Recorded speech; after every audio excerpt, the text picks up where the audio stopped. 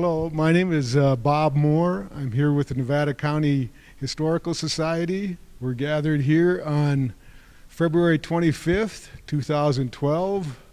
It's a year of little rain.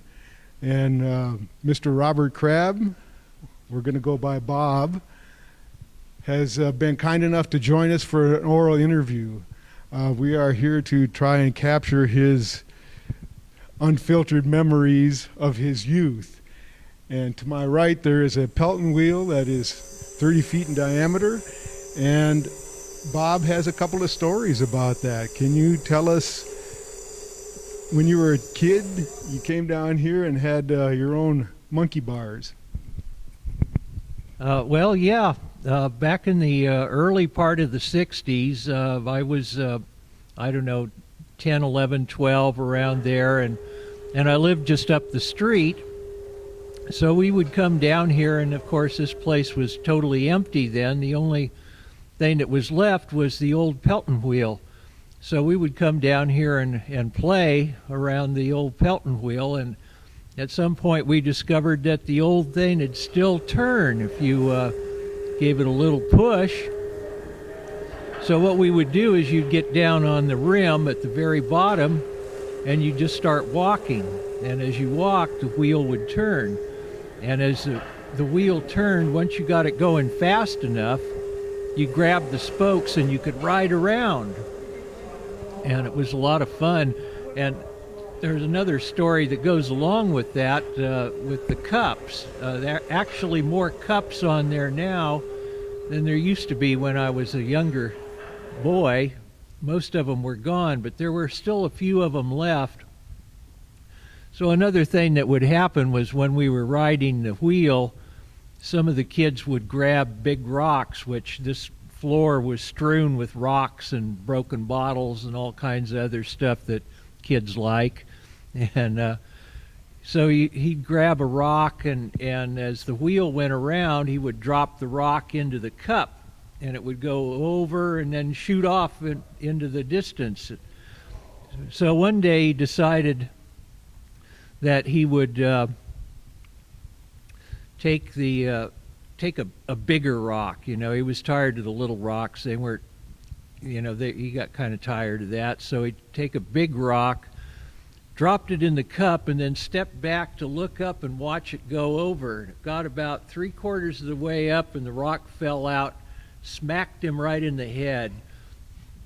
And he just started screaming like a stuck pig, holding his head, which was blood running down. He was going, "I'm dying, I'm dying, I'm dying." We were chasing him around. We couldn't catch him.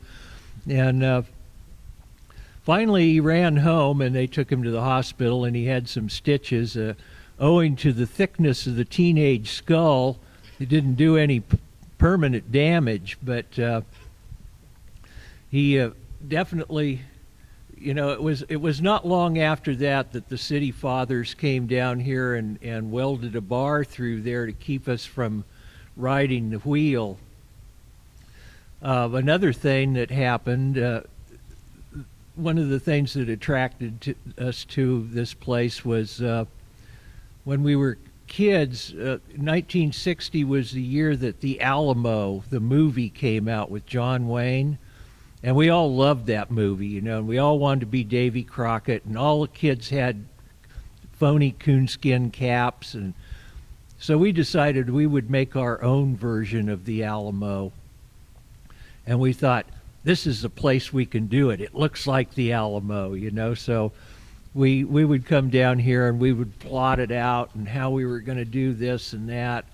And of course, being kids and not having any money or expensive camera equipment, it never happened, but it was kind of fun.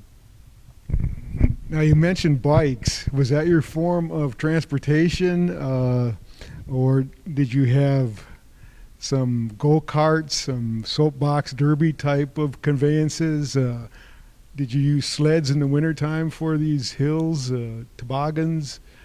And did you have kind of you mentioned in one of your cartoons that the Boston Ravine gang, not gang, but group of friends, shall we say. Well, we were sort of a gang, I guess. You know, there was a bunch of us that all lived down here on Lower Mill Street, and we would pal around. We spent a lot of our times crawling around the old mine shafts because our parents told us not to, so immediately we had to do it. And in those days, there were a lot more of them than there are now. Most of them, you know, near town anyways, have been all covered up and built over. I'm not sure if it's still there, but just a few feet down here, there's a small cave that looks like when I remember in the 60s when we went in there, it looked like it had been a home for hobos. There was an old rusty box spring in there, and you know, some empty tin cans and so on, and a lot of porcupine quills. So we didn't go in there too often. Now, as far as transportation, it was either bikes or our feet. This was before skateboards were invented.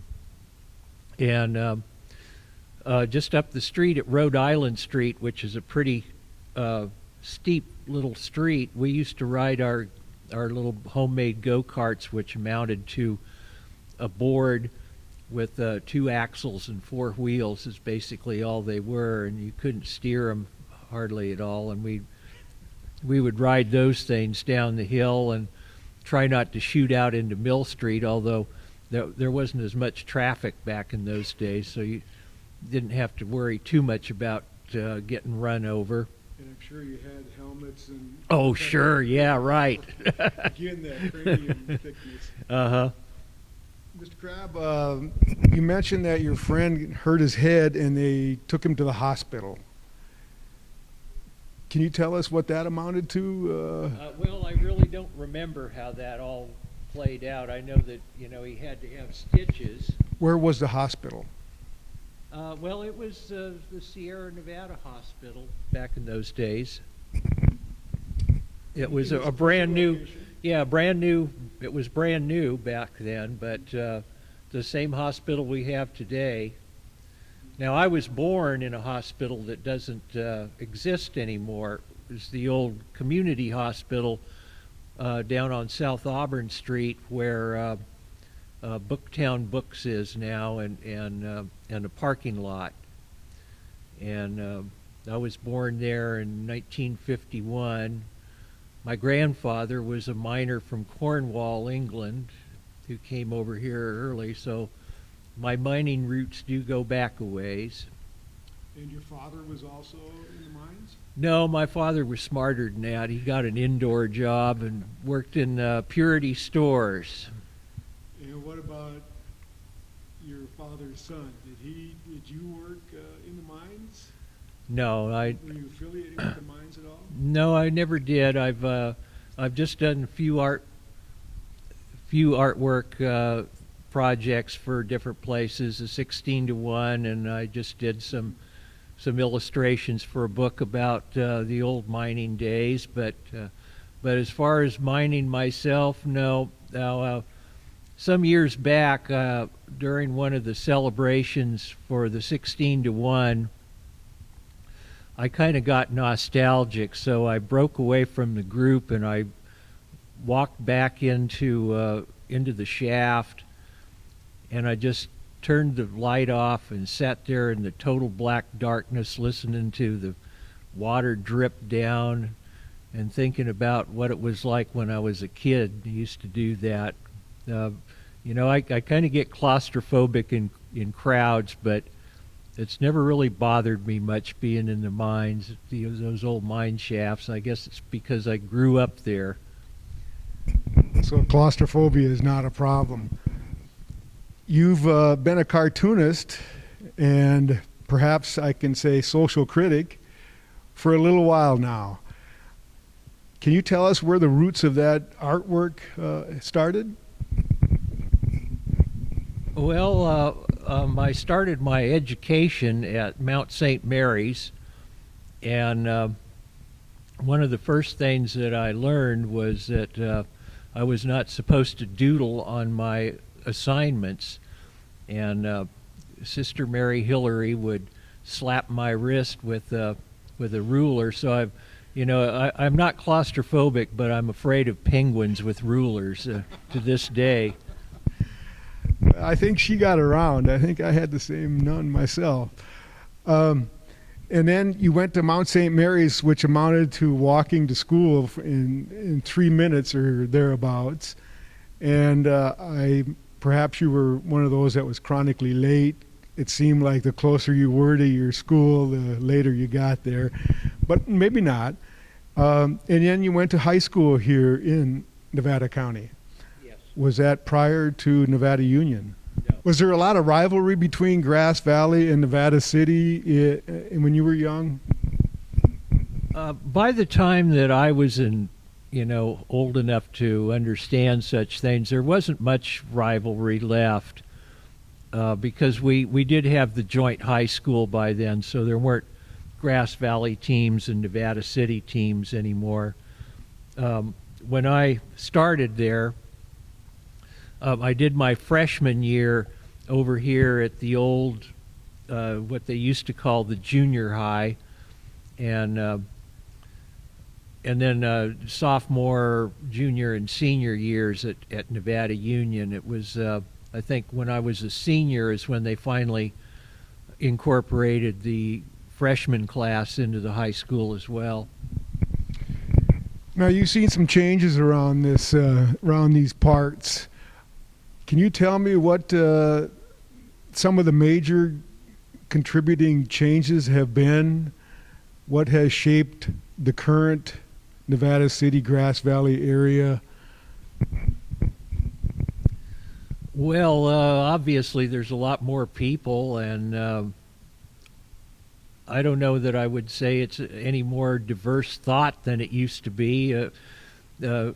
Strangely enough, for a little mining town, it was a kind of liberal place to grow up in. It wasn't particularly what I would call hardcore redneck town or anything like that. And there was a Nisenan Maidu culture here when you were young. Did you have any kind of day-to-day interaction with the Maidu? None whatsoever.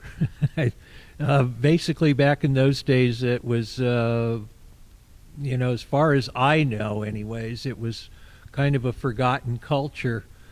And I'm glad to see that it's coming back, and I'm intending to look into the local Nisenan culture more.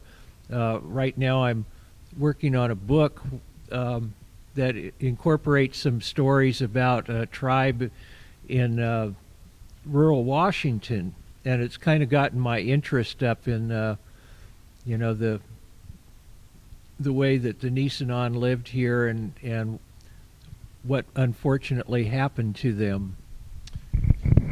When that freeway was built and made this area so accessible for so many people, did you welcome that, or did that bring kind of a little tear to your eye and felt that would negatively impact your lifestyle? I hated it because it was right in back of my house.